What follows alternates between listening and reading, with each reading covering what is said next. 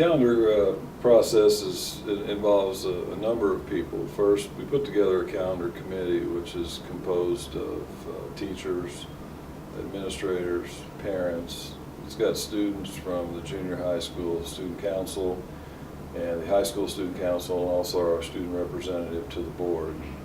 The parent representatives represent the elementary schools, the high school, and the junior high school. Also, our Career Tech Center leadership is involved in that calendar process, because we do serve 10 surrounding school districts, including Rolla High School, as part of the calendar, and they want to know when we're in session so that their school calendars can align to ours.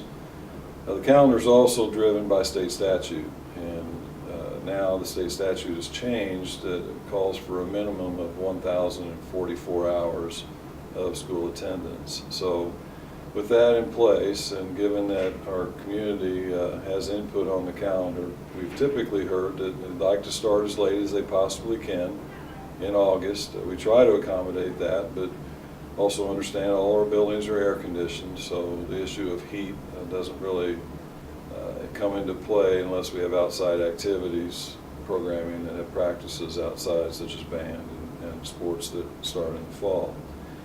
Also, the parameters of inclement weather days. Those inclement weather days are supposed to be built into the calendar. There's 6 total.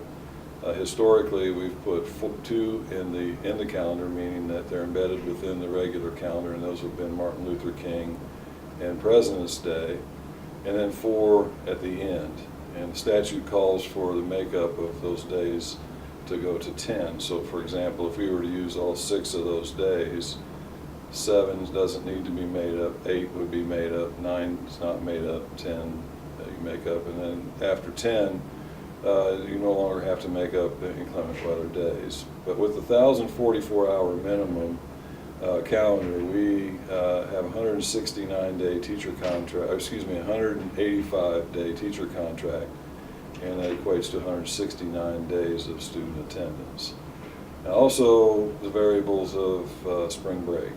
I'm asked a lot during times when we're experiencing inclement weather whether or not we would ever take spring break away as part of snow makeup days. In the 10 years I've been superintendent, in the 19 years in central office, we've tried to stay away from it. I've always stayed away from spring break, simply because a number of our students have parents that are part of the university system, and to have us in session when they're out, it doesn't work well for student attendance either. So we try to keep spring break as it is.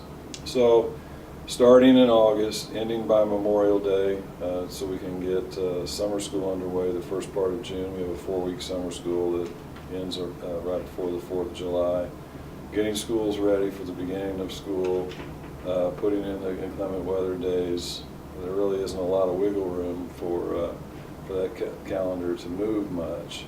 Now, we did, after a lot of input from parents and staff, convert our late start Wednesdays, which we started a little bit late, had professional development in the morning on Wednesdays before school, and we had a few days embedded in the calendar in the past for early dismissals for staff development. We heard loud and clear from parents during one of these processes where we were considering changing the calendar that we should consider rolling those into full days. So as you look at the calendar from the past, those days are positioned in the calendar on typical holidays that parents might be off. We really don't want to purposely have a situation where parents are struggling for daycare.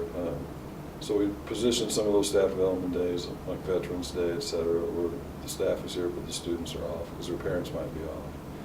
So that process then we put out in draft form. It's currently on our district website. It's been pushed into the hands of our calendar committee.